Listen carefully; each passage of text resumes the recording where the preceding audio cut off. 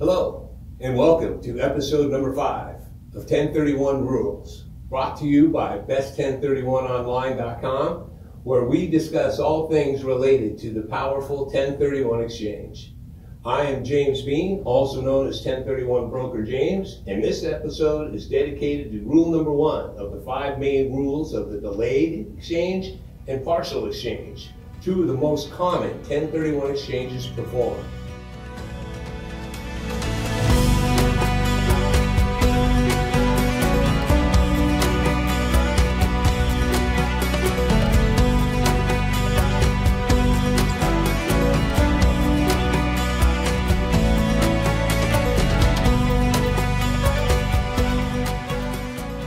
The delayed exchange is by far the most common exchange executed and will be the subject of most of our episodes. The partial exchange is mostly identical to the delayed exchange, where the only difference is that the investor or taxpayer exchanging only reinvests a partial amount of the required proceeds. This small difference is explained or highlighted in rule number 1 of the 5 main rules, which is the replacement property or upleg must be equal to or greater than in value to the relinquished property or the downleg.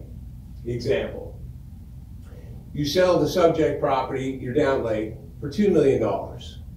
In order to defer 100% of all capital gains taxes, you must reinvest $2 million on the replacement property, the upleg. One common myth about this rule is that you only need to reinvest the proceeds of the sale. Or another myth is that you only need to reinvest the profit from the sale. Let's break it down. On your $2 million downleg you just sold, the simple explanation is what I previously mentioned. You sell it for $2 million and you replace it with a $2 million property. But what if there's debt on the property? Let's say there's $750,000 in debt. The loan is paid off after the close of escrow, which only leaves about $1,250,000. The sub-rule here is that all debt must be replaced, meaning you will have to get a new loan in order to reinvest that full $2 million on the replacement property or upleg. Here's where the partial exchange happens for some investors. Using the same downleg example, let's say there's only $200,000 in debt, or an amount that might make a loan cost prohibitive, or maybe they can't qualify for a loan. So they sell for $2 million and reinvest the $1.8 million, not replacing the debt.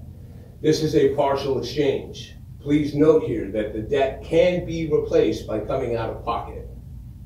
Whatever doesn't get reinvested, whether it is debt or remaining proceeds that get used for other purposes, is called boot, and that amount is subject to the full taxation of capital gains.